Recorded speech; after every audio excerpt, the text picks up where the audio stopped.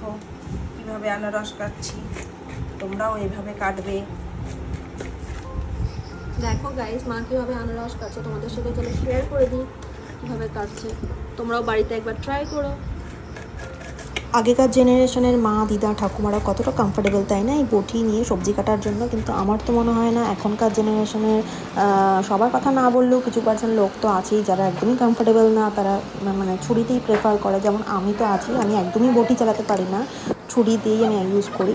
তো তোমাদের কি মতামত অবশ্যই কিন্তু কমেন্ট করে জানাবে।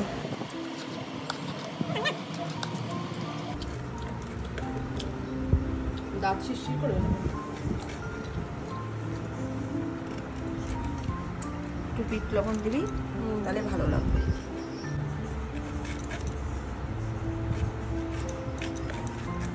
এই আনারসের চোখগুলা ফেলতে হয়, না হলে মুখে বাজে, চুলকায় না মুখটা চুলকায়। হ্যাঁ, এই চোখটা ফেলে দিতে হয়। তোমরা কে কে আনারস খাবে চলে আসো। কে কে খেতে ভালোবাসো অবশ্যই কিন্তু কমেন্ট করে জানাবে আনারস।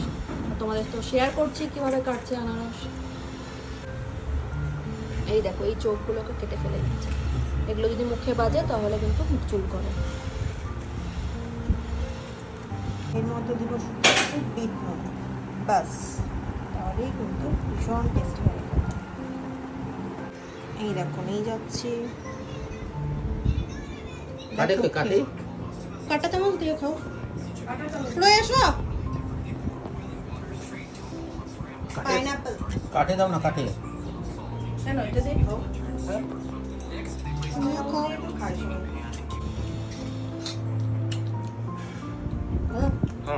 লবণ দিস? হ্যাঁ দিছি, কমেছে।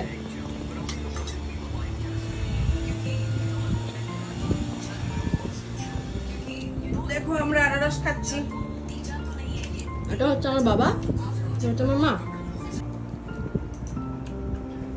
তোরা একটা হাই বলো দুজনেই। হাই। হাই।